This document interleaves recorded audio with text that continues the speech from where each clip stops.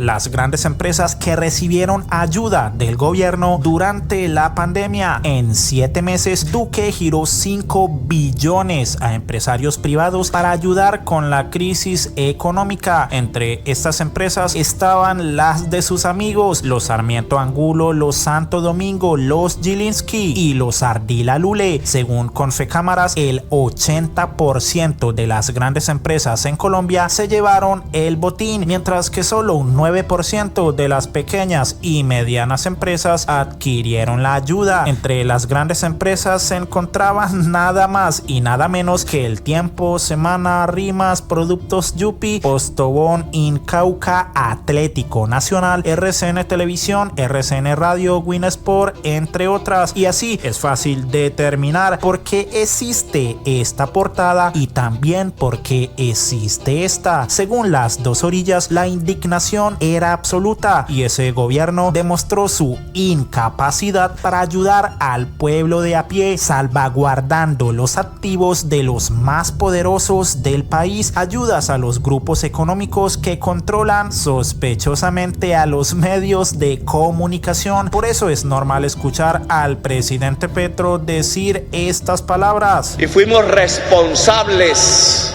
La Comisión Interparlamentaria de Crédito Público no aprueba leyes, no sean mentirosos. Aprueba es cómo endeudarnos para pagar deudas, porque a eso se dedica el Ministerio de Hacienda, desgraciadamente, dado el sobreendeudamiento en que nos dejó el presidente Duque, que usó los dineros de la deuda para subsidiar a los más ricos de Colombia, pagándole las nóminas de sus empresas en la época del COVID. Nunca miró una señora de estas.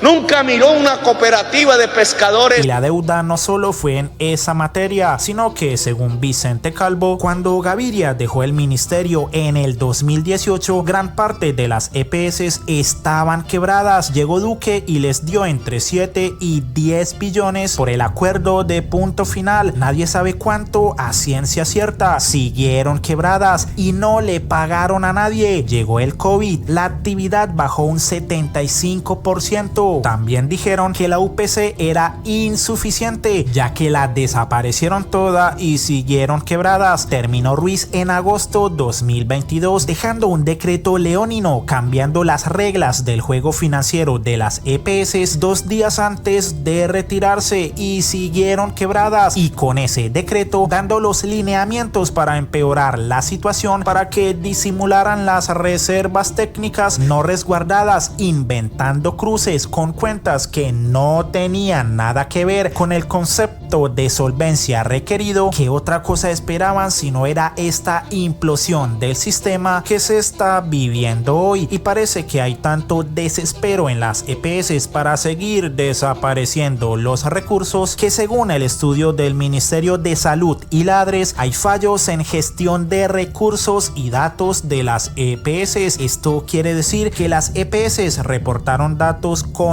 inconsistencias al gobierno nacional para tratar de engañarlo. Uno de ellos es que dijeron que la atención domiciliaria presentó un aumento del 97.8%. Asimismo, reportaron que los servicios como radiología y laboratorio clínico crecieron también un 79,7% y un 77,9% respectivamente, y hubo incrementos en urgencias del 51,1%, hospitalizaciones del 39,3% y cirugía general del 24,4%. Recordemos que entre más se reporte actividades, mayor es la cantidad de recursos que se gira, pero uno de los análisis detectó, por ejemplo, 23.410 casos de atenciones registradas a personas fallecidas con un costo de 79.838 millones de pesos. Por ello, el mismo presidente Petro publicó: estos datos enviados para las EPS muestran contundentemente el intento de engañar al gobierno y a la sociedad para extraer más recursos públicos. En sus datos presentaron 23.000 consultas de personas que habían fallecido antes. Se incrementaron las visitas domiciliarias en un 100%, cuando no aumentó sino un 3% el personal en salud. Los gastos en tratamiento del cáncer aumentaron un 52% cuando solo habían aumentado en todos los años anteriores un 4%. Hay incrementos en costos de medicinas hasta de un 1000%. El cálculo inicial valorando las irregularidades nos da 250.000 millones de más. La mayoría de las EPS no enviaron datos. La ley establece que si hay demasiada inconsistencia en los datos, la UPC aumenta como la tasa de inflación causada. La avalancha en redes y prensa contra el aumento de la UPC demuestra que hay más una defensa corporativa de las utilidades privadas de las EPS que una defensa del interés general y el erario. Las mismas personas que hoy atacan la decisión del gobierno son las que hundieron la reforma a la salud que busca restablecer el derecho universal a la salud y salvar las EPS transformándolas de aseguradoras financieras en gestoras en salud con ingreso pago estrictamente por su servicio. Sin embargo, Alejandro Gaviria dijo que el gobierno Petro intervino mal las mayores EPS y ahora hay una crisis sistémica, por lo que el mismo presidente Petro compartió las palabras de Padilla, quien mencionó: se robaron la salud, y todavía el muy descarado de Alejandro Gaviria echándole la culpa al presidente Petro porque les pone su tate quieto. Sin vergüenzas, tenemos presidente carajo. Se robaron la salud,